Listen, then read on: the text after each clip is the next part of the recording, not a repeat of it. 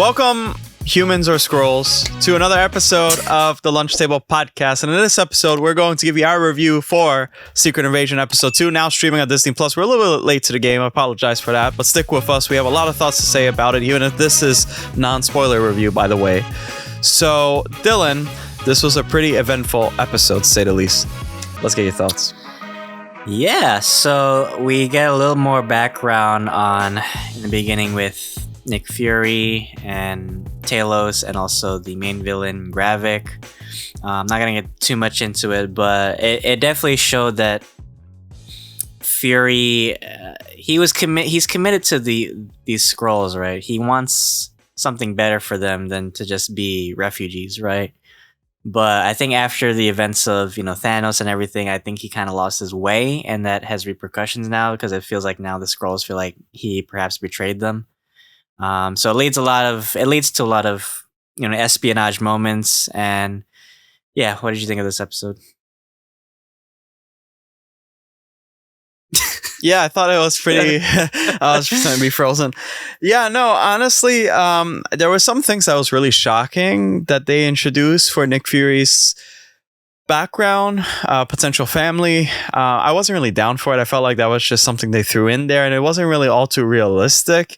So that kind of threw me off, and I was just tagged along in the end. And for me, it didn't really make too much sense. Going off of like his past and the past movies and stuff. This episode is really cool. So they show more of there's this secret order to the Skrulls on Earth, and there's there's like a hierarchy, and the main villain is just really trying to make Find a name. Home.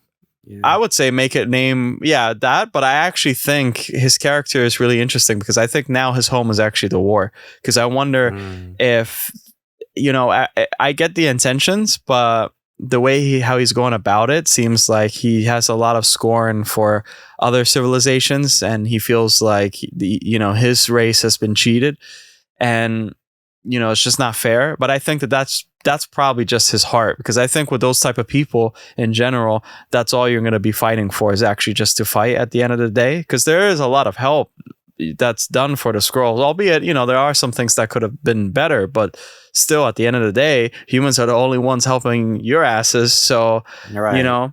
And I liked sorry, go ahead. You could go. I was gonna say I liked seeing like how deep the Skrull infiltration goes to.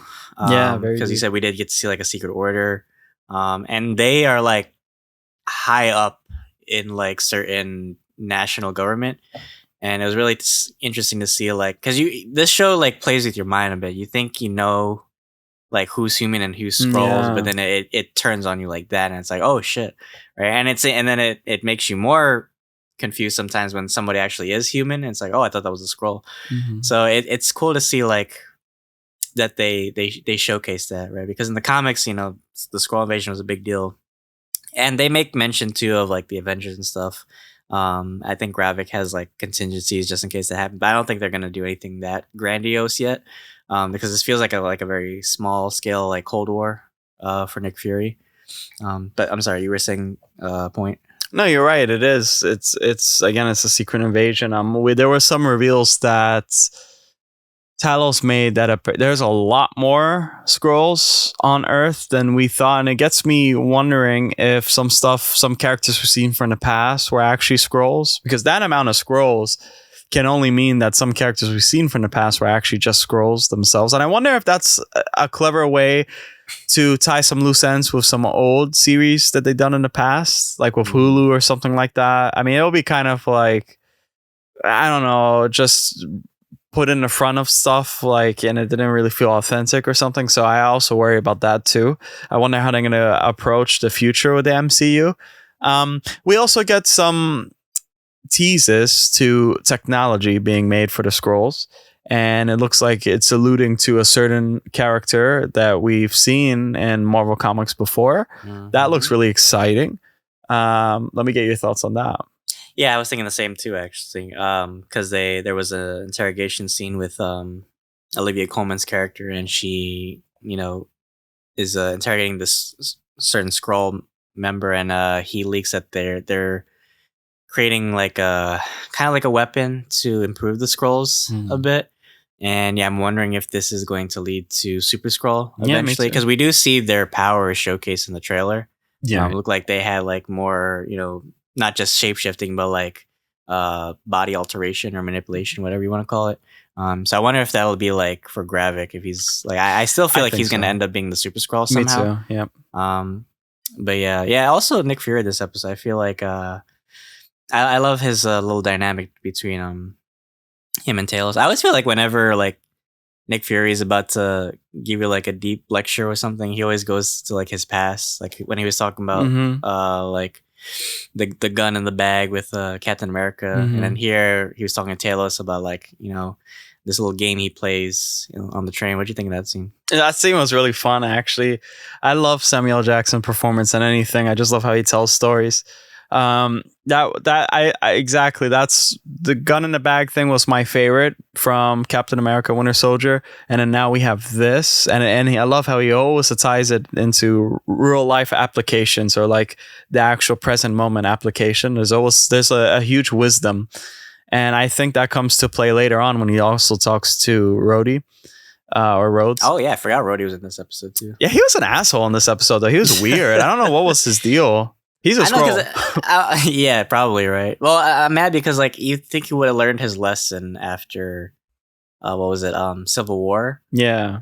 That seems like he's still like pro like government. I mean I get it. He's in a position where like he has like a responsibility to the world, his country, right? But at the same time, I'm like, this is Nick Fury. Is like this guy like helped throw down Hydra. So it's like it's weird. Like I hate that some shows they do it. It's kind of like Transformers how they do it with their like politics or not just their government. It's like I remember in I think Revenge of the Fallen there was like some pissy lady that was walking through and I'm the boss bitch basically. Give me my bag. It's like that. It's how they do it in MCU that really bothers me because you guys are superheroes. Okay, your answer to the government, sure, that's fine, but you're still a superhero at the end of the day. You can't pretend that, they control your ass. No, that's not it. They don't really control you. If anything, Nick Fury, I think, is one of the strongest characters in the government to help out. He's one of the best guys that they have, and the fact that they're ostracizing him means that something is wrong, and probably somebody is behind the scenes secretly a Skrull. I really didn't like James in this episode, to be honest. So he really like pissed me off. So, and that doesn't make sense. I don't know. Something about it just seemed off character to me. Yeah, it's like he's kissing up too much to the world governments, right? But it's gonna have repercussions too because he's probably gonna find out that they're not even human, right? Right. I want to get your thoughts on Gaia because it feels like she's slowly realizing that Gravik isn't, the best fit to lead the Skrulls. Maybe she's kind of realizing what her father said, especially now after that scene with the car, in the woods. Let me get your thoughts on that. Yeah, that was a really sad scene. That was a gut wrenching scene. The thing is, it's like it doesn't feel. I don't know how Skrull culture is. I think Skrull culture probably. Because it's something to admire in a way, because the way how they greet each other, and it's really beautiful how they do that and stuff. And then the fact that they have to be thrown into war, it's really sad. I think they're a good reflection of us and how we invaded certain countries and stuff. So, but at the end of the day, we're still all human. And so I feel like Gaia is starting to realize that this place isn't actually family. I should go back to my father, and my mother's gone, and I didn't even know at the time. So she's starting to realize this. It feels very cold. Totalitarian in a way, and it kind of this guy is making it's sort of like a dictatorship, if you will, where these people are like yeah, but they don't really know what's behind the scenes and what are the repercussions. And in a way, it's hypocritical. They're hypocritical because the same thing happened to their people, and look where that got them. And so. I don't know. I feel like she's really realizing that. And it's a dangerous thing. She's a dangerous character. He's going to have to take her out eventually because he's going to topple the whole structure they have going on. So I feel like eventually she's going to be turncoat pretty soon. And this season's only 6 episodes. I always knew. My early on theory is that Gaia will eventually lead, or at least co-lead sword, or whatever it's called, saber up there. Saber, yeah. I think she'll be a new, because she's Emilia Clarke. She's gonna be a new character. They're not gonna have to put her on makeup too much. I'm sure they're gonna leave her as just is, but she's going to lead that somehow. I hope Talos will be safe too. I hope he doesn't Yeah, I actually like Ben Mendelsohn a lot. Too. I hope they keep him around. I hope he doesn't end up being a sacrifice or something. Right. I bet watch. Because we've already had a sacrifice in this show. I'm not gonna say who it is, but I feel like that is it's the MCU, so you never know what finality is. But I feel like this character is gone because they introduced their mother into it, and she had a talk with Nick Fury too.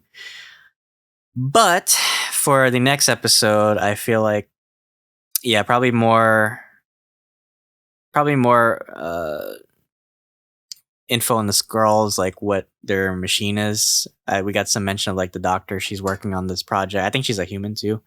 Perhaps more exposition on that. I want to know what Fury's relationship is too with this other character, because it's kind of like thrown in there. It was really weird. And perhaps maybe Gaia starts having a change of heart, and perhaps there's infighting amongst the Skrulls. Sorry. Yeah, I hope that they somehow. It'll be really cool to see an Easter egg for the Fantastic Four too. To be honest, that would be really cool. Yeah. I thought they were gonna do that with the whole Doctor thing. I thought there was gonna be something at play there, but I guess not. Unfortunately, they made them Captain Marvel villains. But yeah. I mean, I wonder I know that this adds to the MCU that there's Skrulls, this invasion. There's a lot more Skrulls. To me, I don't really care. I'm not a big Skrull guy. I'm not gonna be excited when I see someone transform to a Skrull. It could be a cool plot twist here and there sometimes. Maybe it could be now a running gag or a cheap trick. I mean, they're basically doing the same thing that Winter Soldier did with everyone's a part of Hydra. So now, this person may be a Skrull. Or even Black Widow with the mask thing. Right. Yeah. Yeah. It's we've seen that already, so it's how does this up the ante, right? Yeah, and I hope that they add another element to the MCU though, rather than just the Skrulls. I hope it's something more, I don't know, maybe a character intro, somebody cool. I hope so, at least. Again, 6 episodes, I don't know, and this definitely won't be Nick Fury's last time, again, as I said in the last review, because we do see him in Captain Marvel a little bit later on. So what would you rate this episode? I mean, it was pretty good overall, but I feel like there's still moments where it feels a little bit slow paced for me. So I'll probably give this 7 out of 10. How about you? I think I'll give it an 8 out of 10. Yeah, I mean, it was okay. It didn't really knock my socks off, but I can't wait to the next episode. I think some things were cheesy though, especially at the end. I thought that was a little cheesy, but whatever. We'll see how that plays out a little bit later on. But that is our review. All right, guys. Well, thanks for sticking around. Let us know what you thought of episode 2 of Secret Invasion. Check out our episode 1 review as well. But yeah, check out our other content and playlists. We review plenty of content, guys. We're so busy this week. Akram just put out a video essay for 28 Days Later. It was really good. Check that out as well. Leave a like, sub to the channel. Anything helps us, guys. But until then, thanks for having lunch with us. I'm a Skrull. Trust no one. Remember, see you guys.